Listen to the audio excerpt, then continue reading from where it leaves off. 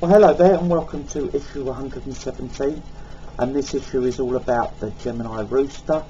And as you can see on the caption prior to this video, those are all the dates you have to be in this Western and Eastern astrological combination.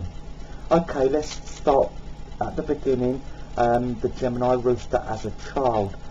The Gemini Rooster will be a dream for their parents. Roosters are not a problem to bring up. They're very independent. The Gemini also is very independent, so they get on very well with their siblings.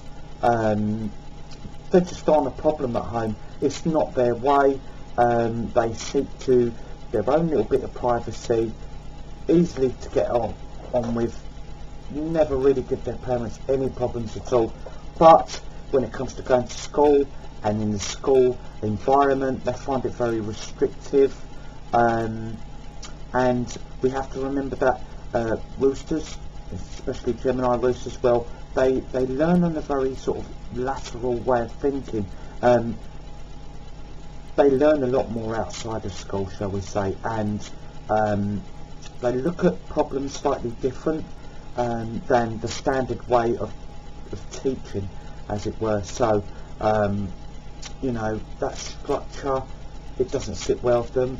They get really sort of bogged down, can be lapsed because of it, but it's just they have no interest, and it is a problem school, and they want it to be over and done with as soon as possible. That is quite often the case with a lot of roosters, but the Gemini rooster especially as well, really do want to get their schooling years out the way. They want to get to work. They'll be reasonably streetwise, so as I say, a lot of their learning would have happened outside of school. They may devour books at home, but they may not be the subjects that school, the curriculum teaches, or the way the curriculum teaches. There are some roosters that can be doing physics. There could be 11, 12-year-old doing advanced physics. Absolutely. Doing what a 16, 17-year-old could be doing.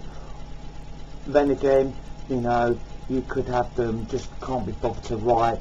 They can write, but they just can't be bothered, and that's the way they roll. If it's a subject that they're interested in, they will learn it mainly outside of the structure and the regimentation of what is, basically to them a restrictive society, which is school. They have loads of friends. They love their friends. They'll be very popular, and they keep them friends through the school years. Outside, they will be meeting up. They will be very busy at weekends, going round to friends' house or having friends in. They like to be out and about, or they like quiet time on their own. They're not really ones for having people in so much. It's more that they will meet up, and they like to be out in the open, and parties, football matches, that sort of thing. They love that sort of stuff, just good meetups. But you have to look at it as any problems that may occur, they're going to happen after they left school now, because they want to get into work as quick as possible. They want to be tasting a bit of nightlife. They're quite, quick learners in that sense, so they will be trying alcohol, etc. like that. They're going to be maybe dabbling in stuff just to test it out. They are that sort of combination. So, but don't be too hard on them. They normally dabble and then they're back out of it. They like to experience things young, so they're going to be doing that. So, they don't bring trouble home, but there may be a few problems going on about. They get their pay packets and they're young. That can happen. But hopefully, the rooster toughness which they've got gets them out of situations where They're not easily led at all, although they have many friends, loads of friends. They're not easily led, so I can see them trying it and saying, well, you know, I want to get earning the cash, I've got other better stuff to do with my money, and they've advanced very quickly in that sense, and be pretty grown up at tender age of 17, 18, 19, and they're very quite worldly wise by then to the treatments of alcohol, drugs, etc. So we've got this person going along. What sort of job could they do? Well, the Gemini Rooster is capable of many things. Sometimes they don't have the qualifications because of, as I've spoken about, their schooling. So it does help to have their network of friends to get their foot in the door. They are a brilliant worker, and they will prove to be invaluable for any firm. What I will say, some of them firms out there, take a chance on your roosters because their qualifications don't always match up to their ability, their understanding, their you know, their way of finding, as I say, lateral problem solving. They can come out with some real clever stuff, but it's a little bit diverse. So you've got to be a forward-thinking firm, and I would always say employ your roosters because they will graft for you, and especially the Gemini as well, because they do enjoy their responsibilities. They very much will put everything in because, as I say, they love that independence and what the money can bring, and they will pursue and climb and be very affable on the way. You know, they're not out to fall out with people. Yes, they're tough, they've got a hard edge, but they're not there to fall out. They are a team player, but they're equally okay on their own. So you can send them off on assignments, they're fine, but they're a team player as well. You know, they work well in a unit. So you've got a good double-edged way that you could use the Gemini Rooster in employment. If we look at them in a romantic sense now, the Gemini Rooster, again, happens with roosters, they fall victim to the friendship trap. So because they have so many friends, occasionally they get the friendships the wrong way around, not necessarily them, but then the friend gets involved with it, and then it spoils what was going along, because these get quite disappointed very quickly in romantic relationships. They really tend to put their lover on a pedestal, and whereas you could have been fantastic friends, absolutely brilliant friends, and it comes to that, it's switched over, it's crossed the line, whereas you could have never upset them ever being their mate, you put on that pedestal and you fall off it very quickly. And the Gemini Rooster is like that. They're very devoted and they will really zone in on this object of their affection, and then little things will start, the cracks start to appear, and their partners can fall off that pedestal very quickly. And then they lose interest, and that's it. It's not going to spin round, turn round, whatever you want. Gemini Roosters can make it on their own. They're not obsessed with having a relationship. So, you know, a lot of it sometimes is just best kept at that friend level. If you are friends with them, you know, it's better that they meet somebody that they don't know inside and out. You know, keep your Gemini Roosters a great friend, because roosters make fantastic friends. We talk about relationships, they're an acquired taste because of this